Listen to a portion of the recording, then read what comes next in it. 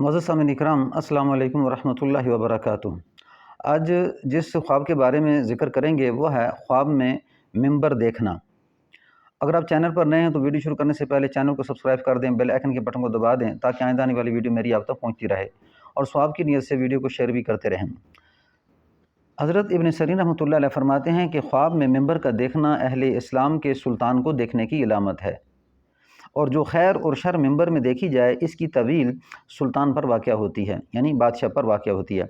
अगर वो देखे कि वो मिंबर पर चढ़ा है और हिकमत इल्म का खुतबा पढ़ा है, अगर अहले इल्म में से नहीं है तो दलील है कि इसका फ़र्जंद या इसके ख्वाहिशों में से कोई आलिम होगा। और अगर देखें कि मिंबर पर शेर पड़े हैं या खिलाफ शरीयत बातें की हैं तो दलील है कि अहले इस्लाम में बेदीनी और बिदअत की बातों से रसवा होगा। और बाज़ अहले तबीर ने फरमाया है कि इसको फांसी पर लटकाएंगे।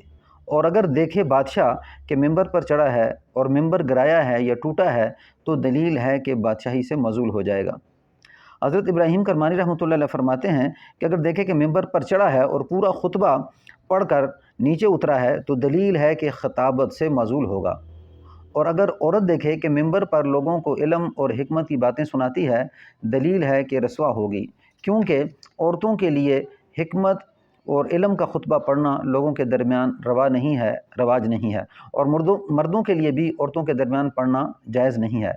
और अगर देखें कि मिंबर पर से गिरा है, ख्वाह आलिम हो या जाहिल, दलील है कि इज़्ज़त से गिरेगा और लोगों में जलील और रसवा होगा।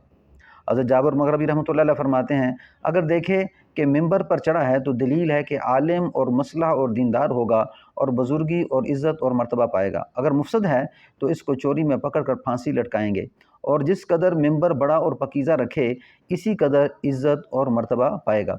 हज़रत जाफ़र सादिक़ रहमतुल्लाह अलैह फरमाते हैं कि ख्वाब में मिंबर को देखना 5 वजह से होता है। सबसे पहला बादशाह, नंबर 2 काज़ी, नंबर 3 इमाम, नंबर 4 खतीब, और नंबर 5 फांसी पर लटकाना।